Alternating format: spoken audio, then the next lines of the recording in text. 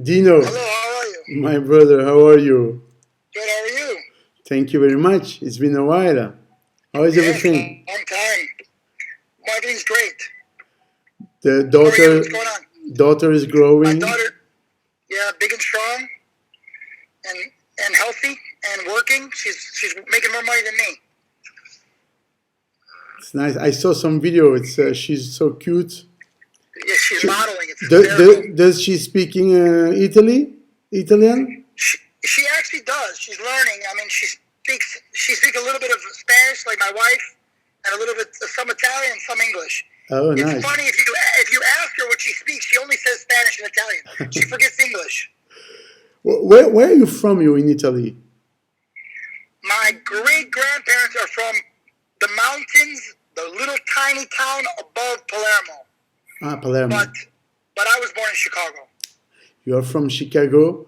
You're born in Chicago, raised in Chicago, and Born and raised, yes. all stories start from Chicago, I guess.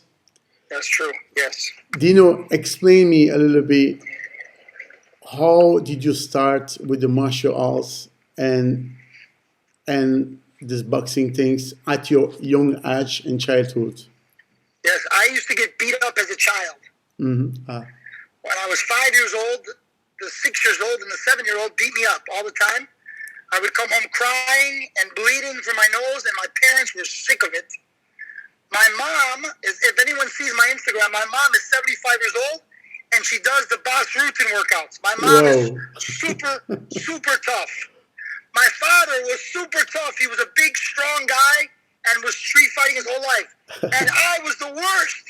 I was afraid of my own shadow. I was afraid. If you look at me too hard, I would cry. So they couldn't take it anymore. So they took me to a Chinese martial arts school where they did Sanda, Chinese kickboxing, throws, punches, kicks, elbows, knees, blah, blah, blah. And my instructor was crazy. And he thought that what if on the street you run into a Thai boxer, which would never happen.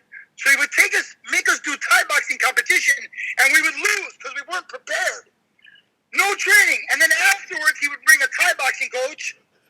I said, why don't you bring the coach first?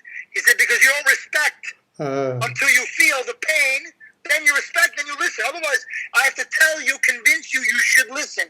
But now you want to listen, right? Yeah. Okay, I got it. Then he would take us to judo tournament. They throw us on my head, and then a week later, they bring the judo coach. I was like, I understand. I have respect. I don't need this torture. But this was his method. So before mixed martial arts, he had me all mixed up. Yeah. And then one thing led to another. The boxing was an accident. I had a 6'4", 250 pound kid that came in and wanted to learn kung fu like the movies. And he started doing little karate tournaments and little things here and there, and he was winning everything. He did a couple kickboxing tournaments. He was winning. So I said, you're not going to make any money. This was the 90s. I said, just box. So he went from nothing, never threw a punch, 26 years old, and he became the NABA champion, North American Boxing Champion. Wow. So he did good considering, and that gave me some attention as a coach, and one thing led to another, and I became Andrew Dundee's partner, and here I am in Miami Beach. And so let me know how started all these things with Freddie Roach, because you're starting with Freddie Roach, I guess. How this thing started in the beginning with him? There was a kid in our neighborhood named Fresno Kendo, who was a heavyweight contender. Okay. He fought for the world title a couple times. And I, unlike many coaches, I was aware then and still aware now that I don't know everything. So I thought I took him we did camp right next to Manny Pacquiao in Freddie Roach's gym. And I asked Freddie, would you help me? And he helped me.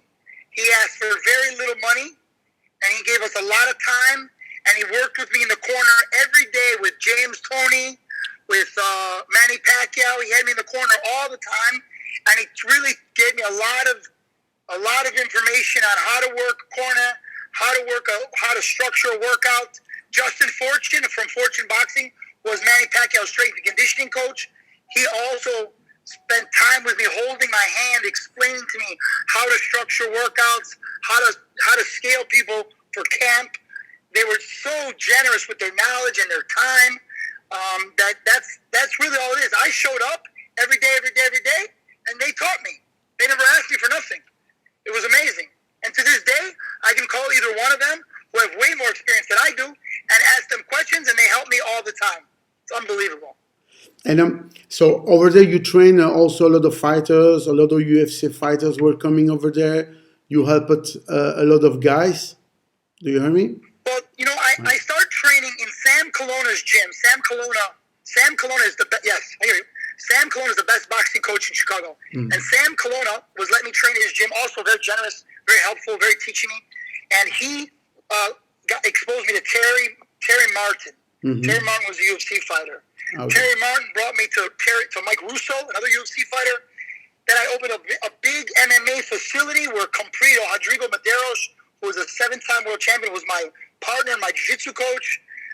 They brought Brock Lesnar in.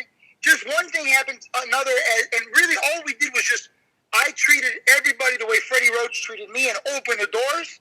Every day, open the doors, and people started coming. Let's talk about this world famous Fifth Street gym. So this place, it's a famous place because we can say that it's almost 60 years. Where it was created 60 years ago, I think. Huh? In the 50s, in the 50s with Muhammad Ali. 60 years ago. Angelo Dundee. It's been 40 years now. Muhammad Ali was training over there, and he was trained there in the 60s. Yeah, and Angelo Dundee passed away. It was 6-7 years ago, something like that. 2012. How all these things started with this world famous. I was getting ready to buy a gym in Miami Beach. And the day before I bought the gym, just like a boxing, kickboxing exercise gym. Yeah. That was very profitable. I was going to buy it. The day before I bought it, they changed the price on me $50,000. And I already left my gym in Chicago. I left all my fighters. I had nothing. I was walking down the street.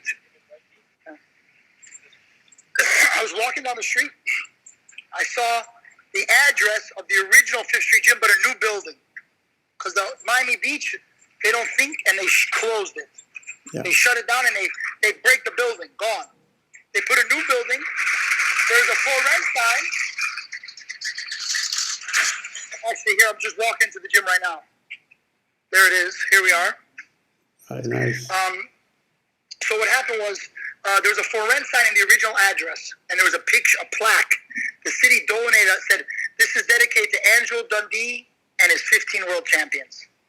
I already worked with Fresno Kendo and Freddie Roach and Fresno Kendo and Angelo. I called up Angelo. I said, "You remember me?" And he said, "Yeah, sure, kid. I remember you." I said, "Well, the people that have the new building want to put your gym back in the building, but there wasn't. The people was me. I wanted to, but I said it was everybody." And he said, "Great." And then I called the landlord. I said, "Angelo Dundee wants to put his gym back in the original building." And they said, "Angelo Dundee, wow, great."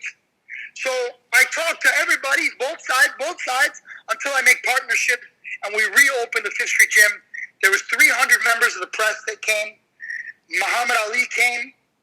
10 world champions came. It was amazing. It was the greatest night. 300. The gym is 2,000 square feet. There was 300 people from the press there. The mayor came. They make a ribbon cutting ceremony. I didn't invite them. That was their idea. It was more than me. It was bigger than me, and it's remained bigger than me. It's world famous, not because of me. My job is to pay the rent and keep the lights on and give everyone the opportunity to continue to train. And today, that's really the place that all the boxers in all the world are coming. Biggest name, they're coming to do some sparring. It's unbelievable. It's amazing. It's unbelievable. People just walk in. Paulie Malignaggi, David Hay. Yeah. It goes. The list goes on, and every day there's somebody new. The Australian boxing team came. The British boxing team came on the way to Rio for the Olympic Games. The whole team came. I couldn't pay them for this experience. Yeah. I'm with the Olympic coaches from all over the world, listening to everything they say, learning and learning and learning and learning. It's unbelievable. And do you hear me? It's a poor connection. I guess it's from Dino. Let me call you back again.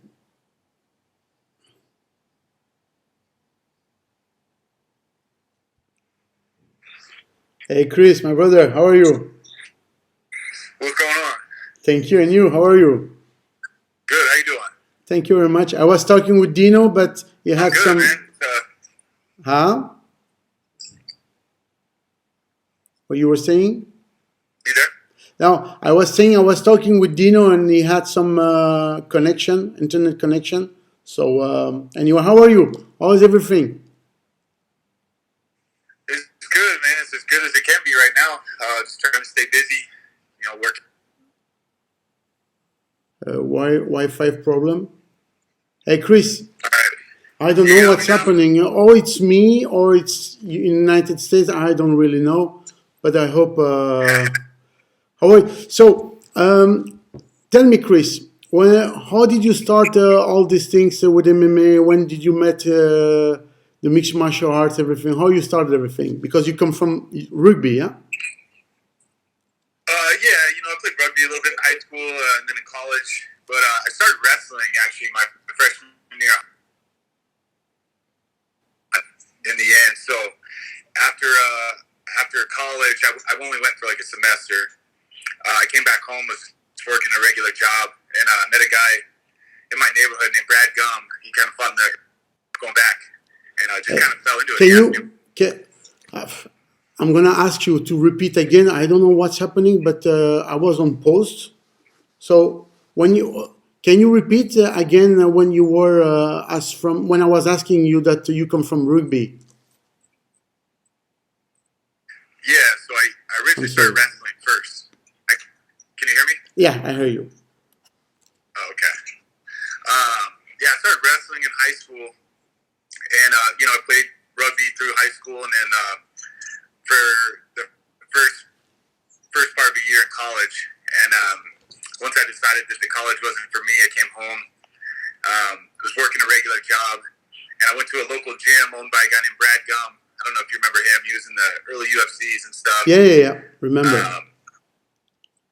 Yeah, so he was right in my neighborhood, so I started going to his gym just for fun. I didn't even know local fights were a thing or anything like that. I was just doing it for a workout and just do something for fun. And I just got hooked after that, started going every day. And then one day he asked me if I was interested in fighting. I think it was after like 6 or 9 months of training. And kind of the rest is history, I was hooked. You were around to age 20 or something like that, I guess, when you were fighting your first fight. 18, I think. It was 18, huh? It was in Denver, huh? Yeah. I remember. Yeah, in Denver. Did some local shows, did that for a bit, and then I got signed with MFC up in Canada, which is my first international fight, kind of big promotion. How became these things when you joined the Ultimate Fighter? How happening this first time? Man, so I was actually the alternate for season 7. I went out for season 7. They didn't select me to be part of the cast, but I was the alternate. So I was sitting there in Vegas while they were doing the fights to get into the house. So I had to be ready and on weight in case somebody either didn't make weight or somebody got hurt, then I would be thrown in. Obviously, nobody got hurt. Everybody made weight. So when season 11 came, when they were doing middleweights again, they called me and said, you don't really have to apply or do all the stuff again. We just want to put you on the show. So I was like, yeah, I'm in, as long as they were like, as long as you still want to do it. And I was like, absolutely. It took 2 seconds to decide. If you watch the show, I won the fight to get in the house, but I broke my jaw. I remember it was a hard fight, huh? Yeah, it was a real tough fight. And, about a week later after the fight, I was living in the house and stuff, and I couldn't chew anything, or it was just miserable. And so they took me to the doctor, and we found out my jaw was broken, so I wasn't able to continue in the competition. And after that, UFC called you back again for the UFC show, and you fought. Yeah, yeah. So they let me come back on the finale since I hadn't actually lost on the show. They let me fight in the finale in Vegas. Looking back, I always say it was kind of second best case scenario to winning the show. I didn't have to spend 6 weeks living in the house, and then I still got to fight on the finale. The only thing I would have rather was winning the show, obviously. Yeah, and you fought almost 18, 19 times, I guess, in the UFC, huh? Yeah. Long, I was huh? able to make a pretty decent career with the UFC, and now I'm doing the Glory kickboxing thing, and then I've recently signed with PFL, so I'll be in next year's tournament at light heavyweight. So you signed with PFL? Yeah, just recently. So I was really excited. I was supposed to fight May 21st for them, and now obviously with everything going on, it's been postponed until next spring. So, I'll keep kickboxing, obviously. I'm able to do both with my contracts, so I'm pretty excited with that. I can stay busy once everything opens up. And what about your brother? Because he also was in the UFC. He fought then after that in Glory with you in the same show. What is doing right now, your brother, Brian? Yeah, so my brother actually fought for Glory a long time before I did. They came to Denver years ago, and he fought for them when he was real young. And then he decided to stick with MMA, and he fought through the UFC, and he just recently had his first kid. So my niece was born. I think she's 7 months now. So he's just been busy working, doing the family thing. He took a little break. He still trains all the time, or at least before all this was going on, he was still training almost every day. Nice. What was your best fight in the UFC? I'd say my best one was Joe Riggs. It was Joe 26-second knockout. Yeah, I was able to get the bonus. Never got hit, so I always say that was like the best night I had. What was your toughest fight? Man, I had some rough losses, but I'd say one of my toughest ones was probably, I'd say, Tom Watson was a pretty tough opponent, Tom Watson. He's a good in kickboxing, huh? Tom Watson. Yeah, we had a real good fight. It was tough. I was pretty banged up after. I was able to get the win, but it was a tough fight. I knew going in that he's not an easy fight. He's real hard-nosed, comes forward. So I'd say that was a pretty tough one off the top of my head for sure. It's good. So I didn't know, but now you told me already. So you're gonna fight to PFL. That's very good news, Chris. That's very good news because you had some. Your last fight was not like you expected a little bit. Even when you goes to fight in Russia and some other fights. So, but that's a new page with PFL. So I really wish you the best to PFL. You know when probably you're gonna start to fight? So they postponed the tournament. I was supposed to fight May 21st, but now PFL is doing spring of 2021. So I'm going to look to kickbox with Glory. Once they start back to business. I don't want to sit out a whole year without any kind of fighting. So got to stay busy. What do you think about all this stuff that Dana White was doing with this UFC, trying to keep this UFC, and at the end he got. So we're gonna have a UFC soon. What do you think about all these things? Because PFL, Bellator, all those big shows also they didn't yet started. The UFC's been leading the way, and that's why they became so big. Dana White is he's a go-getter, man. So even from the beginning, when nobody knew who he was, he's what helped make the UFC what it is. So I think that if he can pull all these shows off and everything's successful, then maybe people will follow suit and come back in. I would say, there's a lot of people complaining about the UFC doing it, but at the same time, like, they're doing their due diligence. I've seen all the testing they're doing on guys. People don't realize, like, the fighters need to make money, too. It's not just about the UFC making money. All these guys I know, like my teammate Anthony Smith is fighting soon. They all have families and stuff, so he's giving them an opportunity to make money. Yeah. And, they're doing it the safest way they can. There's gonna be less people at that fight than at a grocery store. So all the people that are throwing a fit about it, don't even realize their day-to-day of going to the grocery store is probably more dangerous. Plus, every fighter in corner is getting tested. So they're definitely making it work, I think, and I applaud them for it. And I can't tell you how pumped I am to watch some sports finally this weekend. Yeah. And what's your prediction, you think, for the last 3 fights? For example, the heavyweight fight, Francis Ngannou against Jairzinho Rozenstruik. What do you think about that fight? Man, I'm excited for that one. Rozenstruik is on a tear, you know. We always know Ngannou is he's a monster, man. But I think, man, I'm going to pick Rozenstruik, actually. I think he's a better kickboxer. Ngannou's got that huge power, obviously, but both of them do, and I think Rozenstruik's a lot more technical. That's going to be an interesting fight. And about Henry Cejudo and Dominic Cruz? I'd like to see Dominic win. Yeah.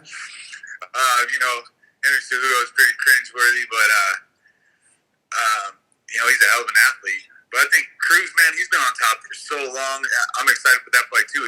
His movement is going to be what's the difference, I think, is what's Cejudo going to do to stop all that movement. You know, he's not really a big kicker, and I think a lot of it would slowing down Dominic Cruz's movement would be hitting those legs and getting him stopped.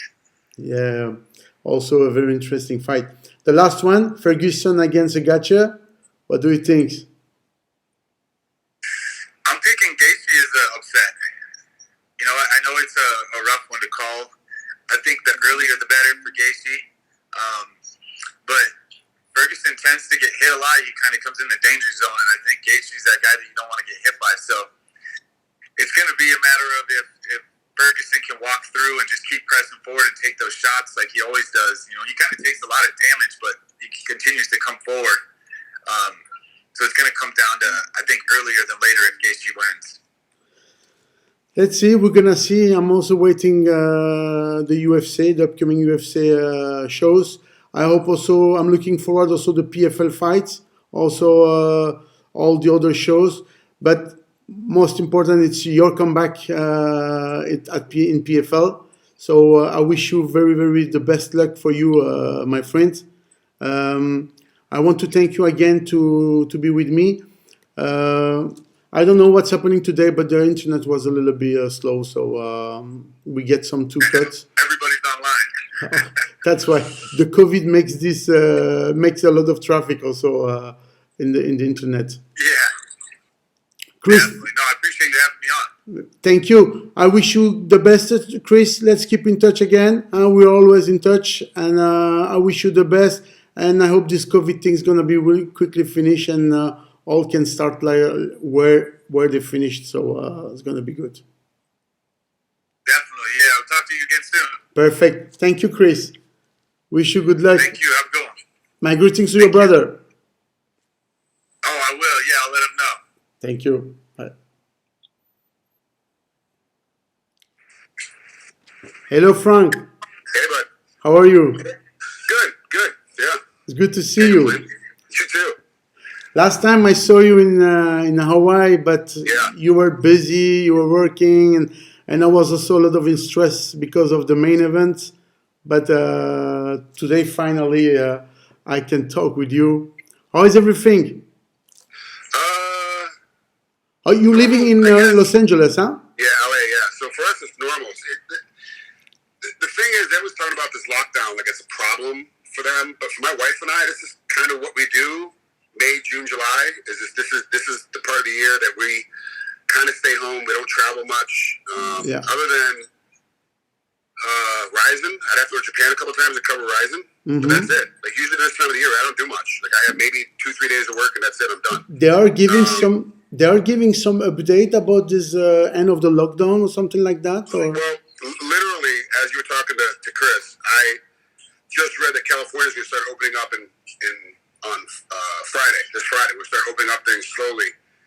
Pretty much like the way that like Texas has done it.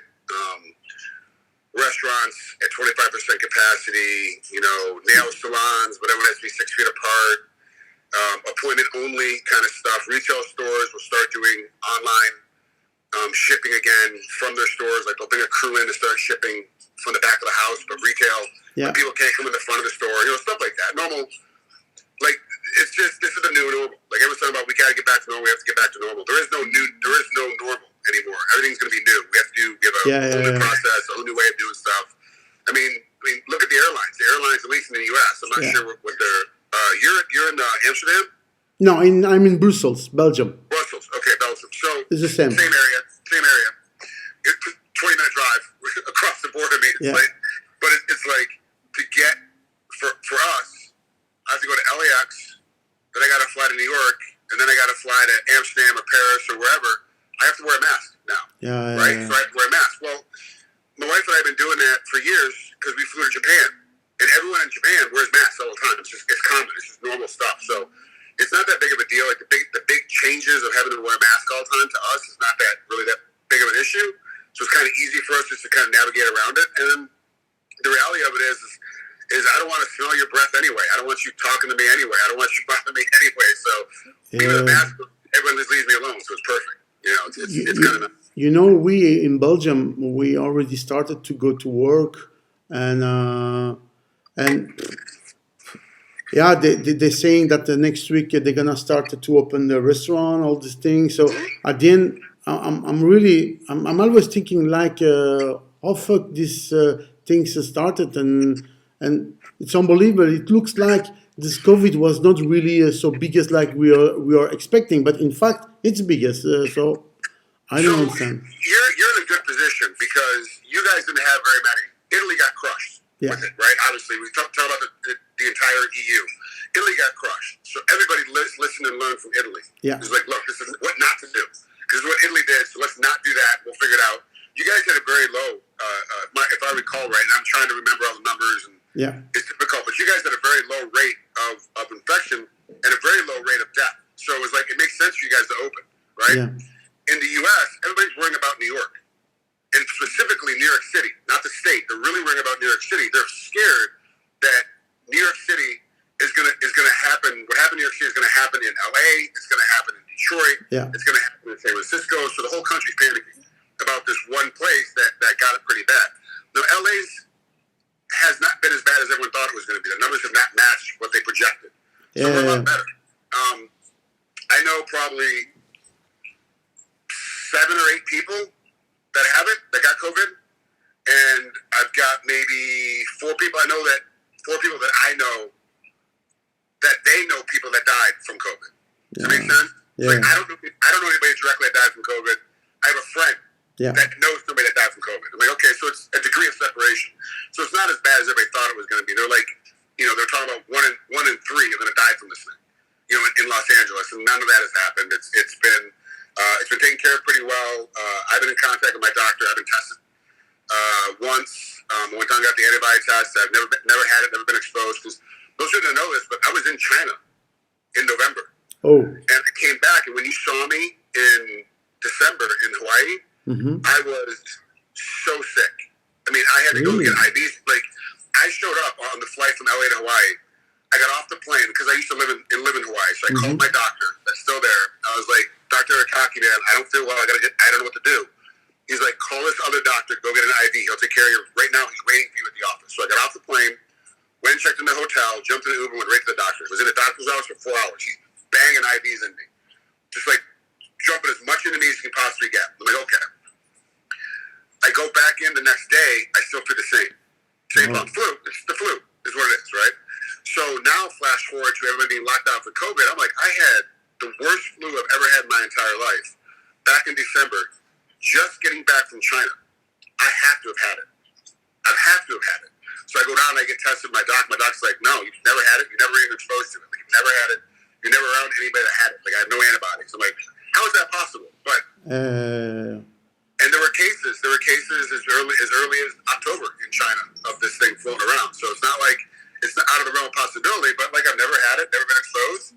So now what happens? So now it's a whole different area, But very strange story about this COVID things, how it started from China. So, Frank, everybody knows you. You are Pride veteran. UFC veteran, Hall of Fame UFC nominate. You fight in Japan, everywhere in the world. You're acting, stunts, many things. Also commentatory for Rising, all these big shows and everything. Frank, tell me, where do you started all these martial art things at your young age? Oh, geez, I didn't really start martial arts until I was 12, and I started wrestling. You start with I did wrestling, true. I did a little kung fu when I was like 8, 9, 10, but it wasn't from a real master. It was from a guy that studied books and videos and back then Betamax and DVDs, or not DVDs, but VHSs, and then he was just a guy down the street. My parents would send us to, my brother and I, to go learn some martial art, but it really wasn't a solid martial art. It wasn't like a real system.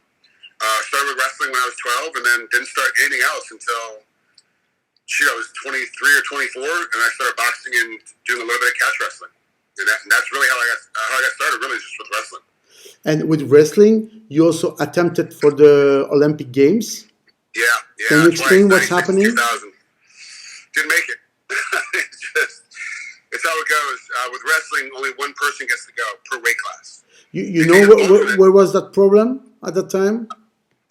So in 2000, I lost to Brian Dolph, who ended up taking second, who lost to Brandon Slay.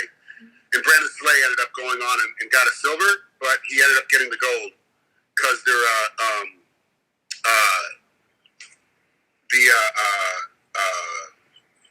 German. Sorry, I think who it was. Leopold, the German, cheated. He had drugs in the system, and so Brandon ended up getting the gold anyway in 2000 because that guy got suspended. So it was a tough route. There's a lot of guys. My year in 2000, the top 10 guys probably would have placed, probably would have medaled. Any one of us, the top 10, would have medaled in the world at that point. But only one of us gets to go. Brandon Slade was by far the superior wrestler, by far the better guy when it came time to get ready for the tournament. He's the one that really deserved to go, and he went. And ends up, like I said, ends up getting a silver, losing in the finals, but ends up with the gold anyway. And it was tough. 96, I had no shot. I tried out 96, but I wasn't mature enough. I wasn't big enough. I wasn't strong enough. It just wasn't my time. So, you know how it goes. Yeah, but the destiny was like that then. That's mean.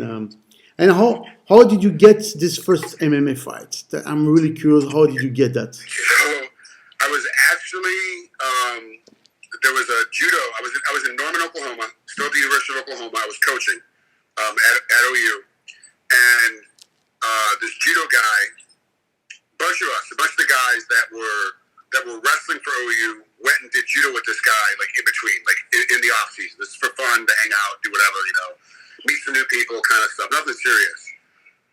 Well, then a bunch of us started getting pretty serious at it, and I started competing in judo a little bit, just to pass the time, because there's only so many international wrestling tournaments I could afford to go. I wasn't number one on the ladder. We have a ladder in the U.S., 1 through 6. I was 5th or 6th. They don't pay for you to go. You have to pay your own way to go when you're 5th or 6th. When you're top 3, they pay a percentage. Number 1, they pay for everything. 2, they pay a little less. 3, a little less. 4, 5, 6, good luck. If you want to go, here's the rate. Here's the price. You can go. So I was doing judo because I needed more competition between the wrestling matches because I couldn't afford to go all the time. My judo instructor was like, "Hey, do you want to go down to Texas, fight a couple guys, and make like $500-600 bucks?" I'm like, "Dude, I'd love that. I'd love that. It'd be great." So we went down, fought, won, got my money, came back. I used that money then to go on these international tours. So I started fighting specifically to pay for my tour so I could go overseas to compete. Because the only way to get better is to go compete against these guys internationally. And the only way to afford that was to fight. So that's actually how I started fighting, was to afford to keep my Olympic dream hope alive, is basically what happened. And when you fought in Japan, when it was it was Valetudo, you start with Valetudo, I think, in Japan, and then Shuto, and then immediately you go to the first time to the Pride. It was number 8, I think. When you enter to the show, like where you fought Machado, and after that you go to the Pride, it was a big difference about both show. So for you, Shuto was obviously a smaller show. So, but it was still, 15, 16 fans. 7,000 fans at a shooter event. It was smaller, but it's still pretty big. If you go to a normal wrestling match, take out the Iowa college wrestling and the Oklahoma State college wrestling, and now Penn State, those arenas are always full every time they have a home match. Yeah. Most of the time when you're wrestling in front of a crowd in college, you might get 100 people, you might get 200 people. It's very small. Not very many people come and watch wrestling. When you go to the Nationals, right, the NCAA's tournament for wrestling, it's a full stadium. Every single section with each team is completely full. Every single fan wants a space. You get the national tournament, you're like, wow, this is like a big arena. It's like 18,000, 19,000, 25,000, depending on the arena where you're at. But they're always full, right? So when I fought for Shuto, I was like, oh, okay, this is kind of like a national tournament. All right, I get it. It's the same size. When you come out for Pride, it was 36,000, I think, for my first Pride fight. I walked out and I looked around and I was like, this is before the fight. This is like before the walkout. Like, you let you go in, I'm like, wow, there's a lot of seats here. It's not going to be that full. And then, like, maybe 10, 15 minutes before they do that opener that they always do for Pride, we were all out front. I was kind of looking around. I was like, this place is already full. This is incredible. Then, after the first fight, that was it. Every seat was filled. Everybody was ready to go. Like, And you won that fight. Yeah. I fought a friend of mine. Well, he wasn't a friend at the time. Yeah. He's a friend now, Fabiano Iha. We're still friends. We talk all the time. He lives down in Beverly Hills, about 30 minutes from me. So we actually, when we see each other, we hang out quite a bit. We try to talk every month or so.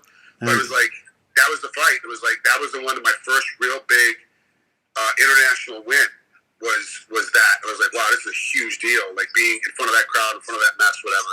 And it's unfortunate because Jean-Jacques Machado was a bigger fight. But in my I was naive. I didn't know how big the Machado family was in jiu-jitsu. I didn't realize how good they were in jiu-jitsu. Exactly. So that was actually a bigger fight, but I didn't approach it the same way because the crowd wasn't there. I was like, oh, it's another guy I'm fighting, whatever. But Fabiano, he was a bigger fight because it was a bigger arena, a bigger show. But in reality, the Jean-Jacques fight was bigger. Right? I saw that fight, by the way. It was a very good fight.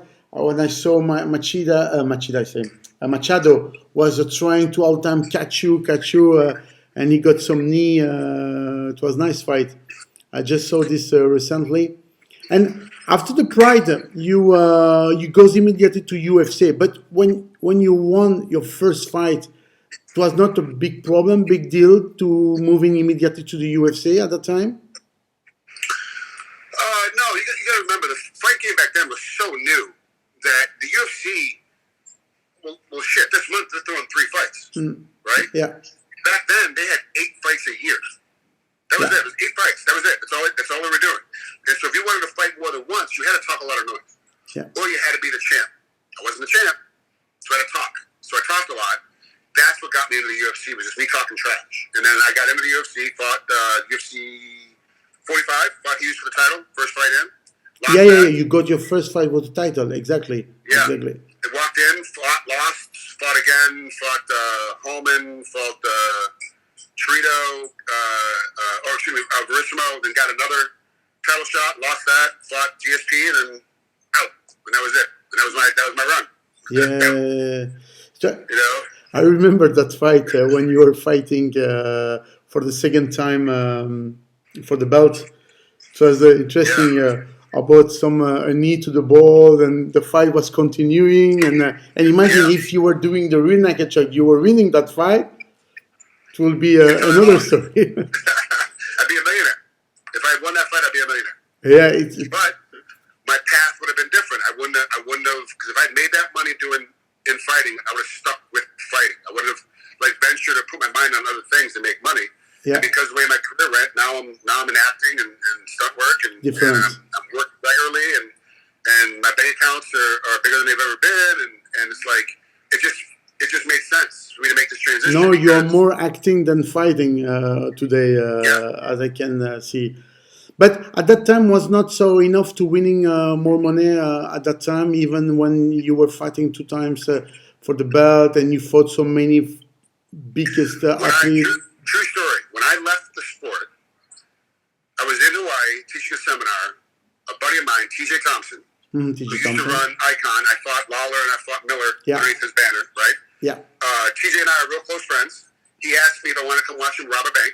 and he's working for Hawaii Five-0. So I went over there and I watched him do this. This gentleman started talking to me about my fights and what I did and my career and blah, blah, blah.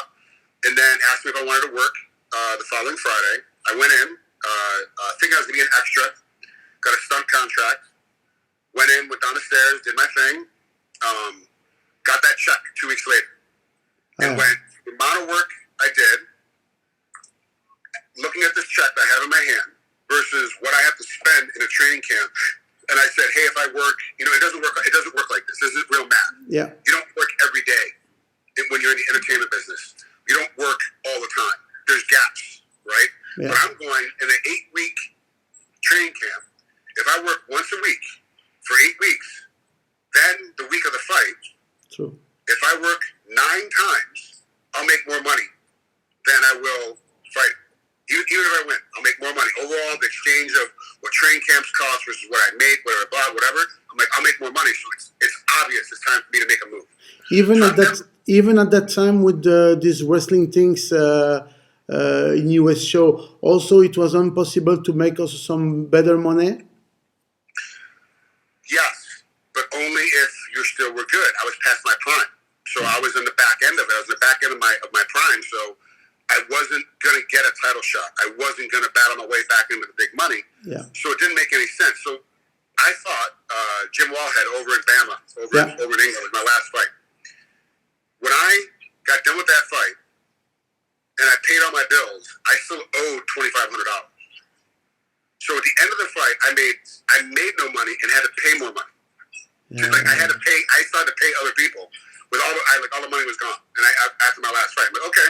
So I never retired from the sport. I just stopped taking fights. Yeah. So all I did was like, okay, I'm just gonna move on to something else. I was gonna move over here. So I went over there, started doing stunts, and acting started picking up, and then that's it. That's really the game for me was financial. That was the honest one. The most amount of money I ever made in the UFC, and I think you have to talk to Joe Silva to double check this number. I think the most I ever made was like $22,000. And in my title fights, if I won, I would have made 30, and because I lost, I only made 15. So these 2 title fights only made $15,000. My training camps cost me $13,000. Yeah, exactly. So I come home with $2,000. I'm like, okay. People don't imagine that you're also paying the taxes in France immediately, and you have all these things, management fee, the camp fees, and all these things. So supplements, doctors, massages. Exactly. If you have a nutritionist, psychologist, like you turn around, all this stuff adds up. It's all expensive, And insurance didn't. And back then we didn't have insurance, so insurance didn't cover it.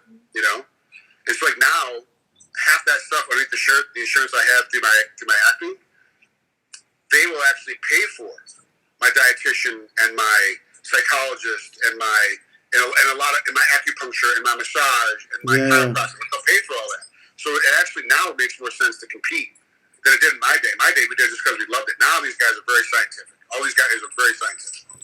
Today you think things changed with all these payment things? Oh yeah, for sure. It's a whole different. So when you give, okay, let's say Conor McGregor, because he's the biggest name right now in MMA. Whether he's fighting or not doesn't make a difference. It's always a conversation. Yeah. You take a guy like Conor or a guy like George St. Pierre, but the problem with George is he never really flashed his money. So you weren't really sure what he had. Where Conor's very much like, here's a picture of me on a stack of money in the safe. Here's my i8 BMW. Yeah. Here's my, he's very much, here's my watch. Here's my fancy suit. So he's making a lot of money. No matter what the number is, it doesn't really matter. If you see that as a kid, you're like, hey, I can make 8, 9, 10 million a year, right? As a fighter, it's worth me pursuing, getting into the sport. When you're talking about, hey, I might be able to make 100,000, 150,000, you're like, I might as well go do something else I really love, because I'm gonna make that same amount of money doing the thing I love anyway. I don't need to be getting punched in the face if I don't love it. If you love it and you want to make 150, which is, we loved it, that's why we did it. Now it's much more of a business model. It's much more of a business. Much more about guys pulling out of fights because they were hurt. In my day, it was unheard of. You never did that, because if you didn't fight then, you weren't fighting the rest of the year. Like that was it. Like you had no choice. Now there's so many more fights, and I'm talking if you just signed with Bellator or you're signed with PFL or you're signed with the UFC. If you pull out a fight, there's another fight coming down the pipe pretty soon that you'll be able to get back into if you're injured. In my day, you couldn't do that. You're like, you pull out a fight, that was it. You're out of the fight. That's it. You probably won't fight again for the rest of the year. Now it's much more scientific. And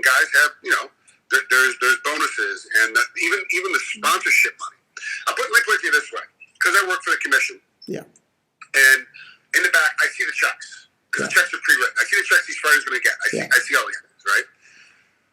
My pay is basically lower end of the middle of the card. And I was in a title fight. So that's how much the money's come up. Yeah. The guys in the middle of the card, early end of the card, right after, right before when you're on the ESPN Plus app, I was getting paid as much as those guys are for the title fight that happened at the end of the night. Yeah. Right? So that's where the money has changed. The money is completely different now. It's not even, you can't even compare in my day. Like back in my day, it's a totally different game now. It's totally different. Completely different. Sure. The fighters are better, they're faster, they're stronger, they're better, they're more educated. We never got any, like, how to do interviews. We never got any education. We just did them, and we screwed up. We got told, and it was good. No one said anything. So if no one said anything after an interview, I knew I did a good job. I knew I did a good job. Yeah. If somebody's talking to me, I screwed up somehow, and I got to fix this issue in the interview. Now, these managers are, you guys are talking to these guys, giving explanation, telling them how to talk, how to look, how you should be dressed, all sorts of different stuff. It's completely changed. The game is completely different than from when I was in there. And let's not forget, it's also, when I started, it was basically illegal in 48 states. Yeah. Now it's legal pretty much anywhere in the world except for like Germany and some other weird pocket. Like every place else is pretty much legal. So like the sport also is much bigger as a whole. True. Which also brings in why there's more money, which also brings in why the guys are better, which also brings in why there's more science. The biggest issue is the heavyweight division. If you're a great heavyweight, at least in the U.S., this is not the same for Italy and Amsterdam or the Netherlands, excuse me, because of kickboxing is so prevalent that the big heavyweight guys will gravitate towards kickboxing. Yeah. In the U.S., if you're a big, strong guy, heavy guy, you're going to play football. And so that takes them out of the MMA scene. But you do see a lot of football players, when they get done with playing professional football, they try to jump into MMA. Yeah. Right? And, right. And there's some guys made that crossover, some guys haven't been able to do it very well. But it's definitely a situation where the heavyweight division is the hardest hit because it just isn't the quality of big guy out there that will stick with MMA as opposed to going to football because there's so much more pay in football. You get in that first round of American football, not proper football. In American football, you get that first round, you get that $10 million, $15 million signing bonus. When you sign with the UFC, I mean, you might get signing bonuses, I don't know, but it's not $20 million. No. So, No. That's a completely different game, of course. And also you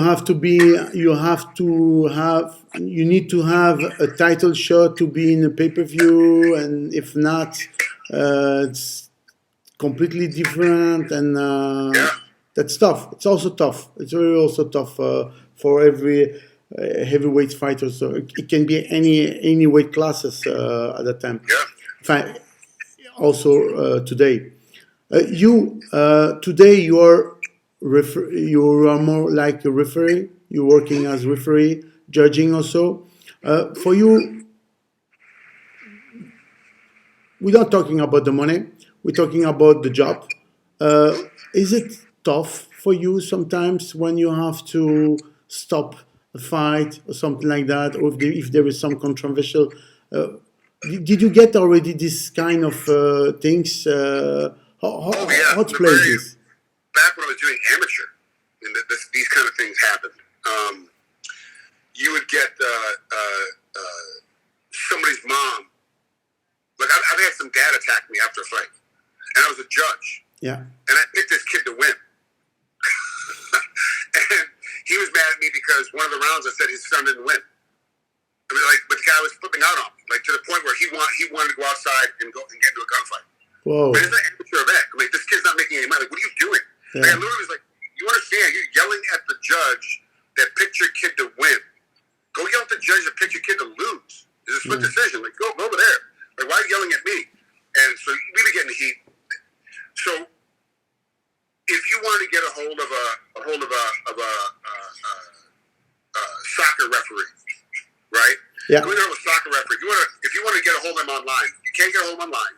You can't find him. You can't call him. You can't text him. You can't email him. You have no access to him.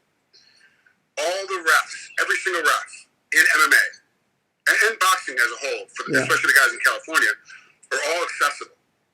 You have our Facebook addresses, our Instagram feeds. You know how to get a hold of our emails. You know how to get a hold of us. Like, people can get a hold of us. So if somebody has a perceived problem with one of your fights, they then can get on your social media and start bashing you right away. Yeah. And so you have a choice. Answer, don't answer, block, don't block. That's your only choice. Exactly. Right? So I'm very much from the point of I have a group of guys in the industry, Big John McCarthy, Mike Bell, Mike Beltran, Todd Anderson, Mark Goddard, that I talk to on a regular basis.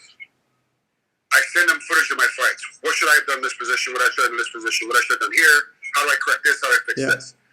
They then will give me their information on how it should be. And mind you, I'll ask all of them individually, and I might get 3 or 4 different answers from 6 guys. It may not be the same answers, right? Everyone's got a different way of doing these things. So then I learn, okay, this is what I did wrong. This is what I did right. Let me improve on what I did right. Let me fix what I did wrong. That's just what it is. Constant improvement. And you have to be able to accept the fact that people are going to yell at you. People are going to be mad at you all the time. All the time. I'm like, it's just what it is, right? But then when you get home and open up your Instagram the next day after a Bellator fight, after a UFC fight, and the fans are jumping on you, I've already had this conversation 6 different times. So when this person's coming at me, it was interesting to me. I won't say the fight. One fight, somebody was yelling at me for stopping the fight too late. It was late. It was late. It was a Bellator fight, actually. Because right afterwards, I got up and talked to McCarthy. He goes, yeah, you were late. He goes, but you're only 2 or 3 seconds late. Here's why. I'm like, oh, okay, right. I got it. Okay, I totally understood. Okay, you're right. I was late. I didn't see the signs. I missed one of the signs. I was looking the wrong direction. I have to fix where I was looking, how to position myself. The right guy won. So that's the first thing. Who won? The right guy won. I didn't screw up the fight. The wrong guy won the fight. The right guy won the fight. The guy that lost has no permanent damage. We had to go to the hospital. We had to go lay down or had to be out for a long period of time. So his career is still effectively on track. I didn't cost anybody any money. That's the other important thing. So no one got screwed out of a fight of the night, a knockout of the night, whatever the night. None of that stuff happened. So I'm like, okay, so as a referee, I made a mistake, but it wasn't so bad that it screwed up somebody's career or somebody's life. That's when you really have to wow, I really ruined this guy's life because I was 2 or 3 seconds too late. So we talked about it. I talked to everybody. Everybody was there. Beltran was there. Mike Bell was there. Talked to everybody. Jason Herzog was there. Talked to everybody that night. Get home. Instagram feed is filled up. You screwed up. You screwed up. You screwed up. What's funny is that every single person on the internet was complaining about the wrong spot of the fight. They were complaining about a spot in the fight that was not the problem. That spot was perfect. It was later in the fight that the problem was. And it's like, you people are yelling at me for something that I didn't even do anything wrong. Okay, all right. So I just stopped. Don't have to respond. Because what you see at home and what we see like Saturday, the fights are coming up on Saturday. Yeah. I would be at home watching the fights.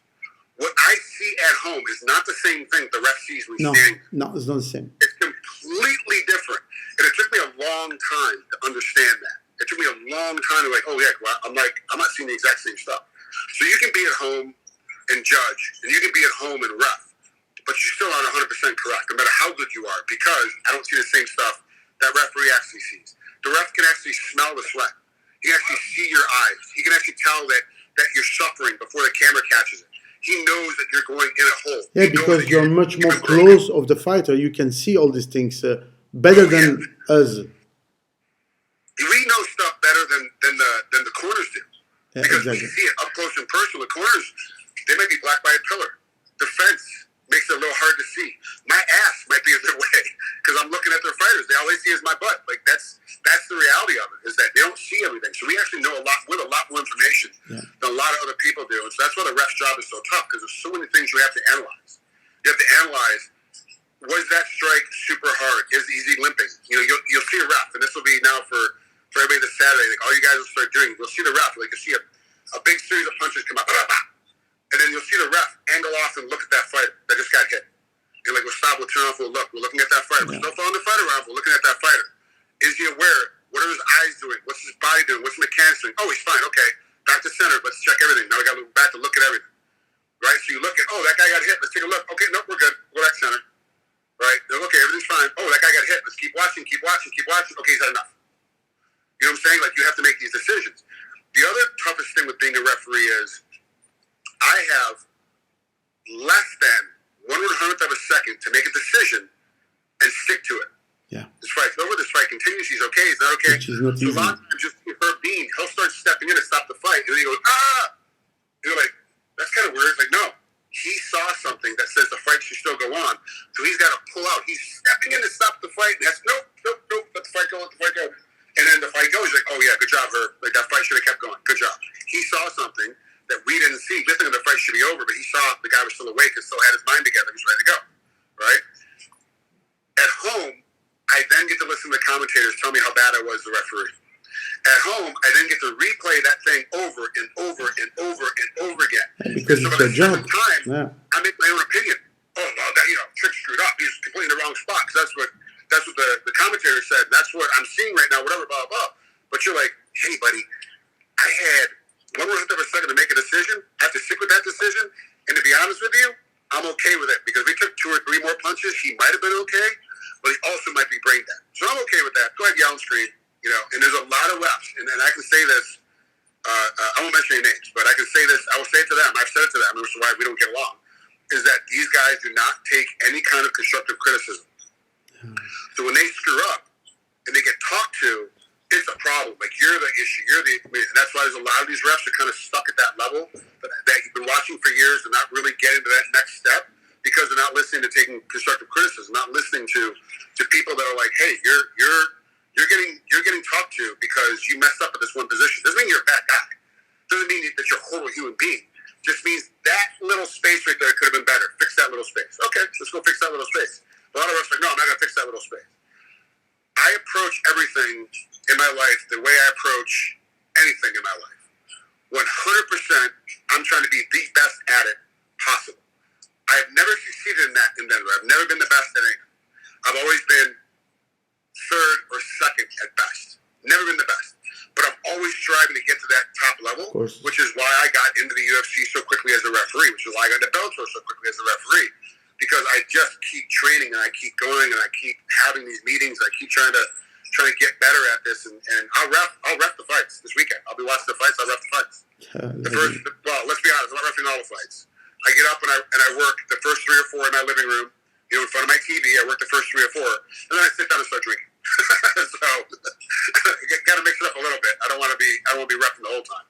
But yeah, you have to practice. You got to get better at it. But it's very difficult. Reffing and judging is not for everybody. I mean, let's be honest.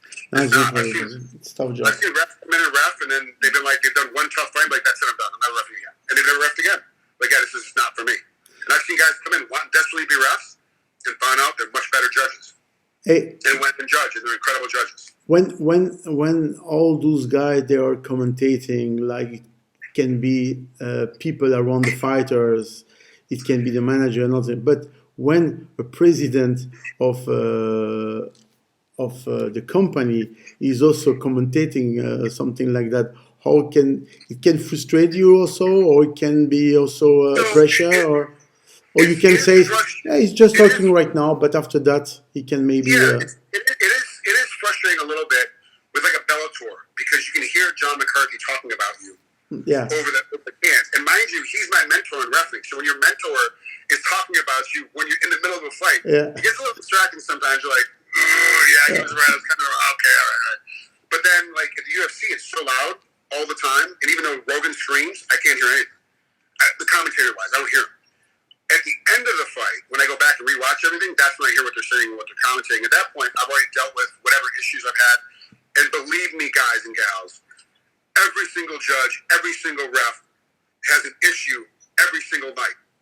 The thing is, the Derek Clearys, the Sal Diamatos, the Mike Bells, those top-end judges, it's so small. It's so minuscule, you don't even notice it. The referees, the Goddards, the Andersons, the Beltrans, the Herzogs, they're so good. Their mistake is so small, you don't even notice it. But each of us makes a mistake some point at the night that we need some correction. Always. And it's frustrating sometimes when you hear the commentators talk about stuff that they clearly don't know what they're talking about. Yeah, of course. Clearly have no understanding, honestly, of what they're looking at. And you're like, dude, you just badmouthed me to whatever, 10 million fans, 20 million fans, whatever the number is. and you're completely incorrect. But those 10 million fans now believe because they're the talking piece that that they do understand that they know what they're talking about. So that must be fact. Yeah. Which means you're like, dude, that's not even true. Like, it's just the wrong thing. It's the wrong thing. So it's tough sometimes. It is frustrating sometimes, but it's part of the game. So you deal with it. Today you are working more for the Athletic Commission of California, right? So I'm only licensed. So I'm not sure if people understand this. You get a license to referee and judge. You have to get a license. You have to pass a background check. You have to pass a fingerprint check. You have to pass a physical before every event in California. Yeah. The refs get physicals before every event, and then you get a license. So I am licensed currently in Hawaii and California. The only two places I'm licensed. But I also don't get travel. Oh, yeah. Meaning, like, the UFC didn't call me for availability for this next weekend. Yeah. I'm not at that level yet. They should be calling. They should be calling Beltran and Herzog and Goddard and, Sure. and Diamant what's his name? Guy in New Jersey. Dan Murriata. They should be calling Yeah, those guys, yeah. because those guys are the ones that have shown them over time and time Yeah. again that they can do the best job. So you want to call the best guys all the time. That's Yeah. what it is. I'm not that level yet, so they shouldn't be calling me. So that's why I'm only licensed in Eastview State.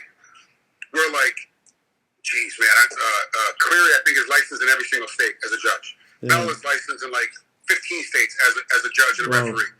It's like some of these guys. Look at Goddard. Goddard is licensed throughout all of the UK, all of Europe, plus Nevada, Arizona, and California. Yeah. He has licenses everywhere. So it's very interesting to see A these lot of guys. administration stuff and all these things. Yeah. And do you think the Athletic Commission of California can restart soon? You think? We will restart soon. I feel like June is going to be the sweet spot. We're going to start doing stuff in June, but it's always going to be without fans. So that becomes the problem. Like, how can these, Lights Out promotion is run by Sean Merriman, who used to play for the back then it was the San Diego Chargers, now it's the LA Chargers, but he used to play professional football. Yeah. He's moved to doing MMA promotions. His bank, the majority of his bank is people coming in. He has no TV stream. He has no TV revenue. So he only has it when people come in and watch the tickets and beer sales and nacho sales. That's how he makes his money. If no one can come in and watch the fight as a fan, there's no reason for him to throw fights. So a lot of these smaller shows are not going to be able to have fights because they're not allowed to have fans in them. But people like UFC and Bellator are going to be fine because they have a huge amount of revenue comes in from TV sales and TV commercials and pay-per-view numbers. So it's going to be a big deal. We will start back extremely soon. I believe it's going to be. I really do think it's going to be June. Could be as late as July, but I think it's going to be June. Actually, tomorrow I hope we have a weekly meeting where judges and refs and fans around the country get on the Zoom class and sit down. We watch fights and judge them and talk about the judges that had. And like last week, we had a split decision, and one of the judges on there that was on the other side of the split decision sat and talked about why he did it the other way, why he was the wrong side of the split. Right? He was the one judge that went the other way, and he explained what his process behind what he saw and what happened. So you get to hear from other judges and other refs why they do certain things, how they do certain deals. Yeah. Beltran was on there. Like, it's amazing. Like, I get on there, and there'll be 140 people, and we're talking. Pick a name, official, the best refs, the best judges, all around there with all the rest of us. And we're all communicating and talking about the sport as a whole. And we're not talking people in California. Goddard was on there from England. It was like, I don't know what time it was, but he was on there. It was night because I could tell he was trying to be very quiet because you could tell his family was sleeping. But he was on there with us, communicating, talking to us. Everybody that you can think of is on these calls. We have these conversations, and the majority of it is we are all ready to get back to work. We are all ready to go back to reffing and judging and timekeeping fights. We're all ready to get back. But we also want to do it safely. I got to be honest with you. Fans or no fans makes no difference to me because I don't interact with the fans when I'm reffing or judging. Yeah. I'm down in front. I'm in the middle. I have that barrier I have to walk through to go to the back to talk to everybody. All the refs and judges are going to get tested. All the fighters and corners are going to get tested. All the doctors are going to get tested. All the back of the house staff is going to get tested. Everybody's going to be tested. Everybody's going to be healthy. We're going to be fine. I don't interact with the fans at all. Very rarely. I mean, I might have to do a couple photos. I might have to do a couple of autograph signings, but nothing, not like at bombardment at all. Like it's basically stuff I can say no to and just run through the crowd and get back down in front. So for us, we're fine. It's the fans that you worry about. The fans intermingle with other fans that aren't taking care of themselves, that aren't being tested, aren't staying home, aren't wearing masks when they go out. Those fans then infect somebody else, and all of a sudden you have a problem. But all the fighters, I've been watching, I've been stalking it. The UFC today, everyone landed in Florida for the fight this weekend. And Carla Esparza put a video out, her and her coach, Carl Oyama, when they put the thing up their nose, and they showed it. Like, they showed the whole thing. You're like, okay. And the finger prick. They're doing the finger prick testing, too, as well. So they're doing all the testing. Everybody's getting tested all the time. It's actually really nice to see. It's not the fighters you got to worry about. It's not the corners you got to worry about. It's not the staff that works for the promotion you got to worry about. All those people are going to be tested ad nauseum, over and over and over again. It's the fans that you have to question. You have to worry about. You're scared for the fans' health and safety. So for me, I'm okay. If the fans are there, it's not going to bother me because I'm not going to be around. And when I'm not wrestling, I'll have a mask on because that's what I do. I don't mind walking around with a mask on. I'll have a mask on. My wife's a timekeeper. When she's working, she'll have a mask on while she's timekeeping because you get blood and sweat and all that stuff comes around. We don't mind. It doesn't bother us. Do you think this during bad time, the fans can buy more the pay-per-view? This is the problem. It's going to be tough. I haven't worked since March 12th, babe. March 12th is the last day I was on set. Worked on SEAL Team. Actually, that episode airs this week. Okay, it's great episode. You guys got to watch it. If you have SEAL Team, you got to watch it. It technically becomes the season finale because they couldn't get the last episode done because of COVID. So that's the last time I worked, and I probably won't work again until July. For me to buy a pay-per-view, what is it now, $65.99 or $79.99, whatever the hell the price is? Anyway. It's a burden.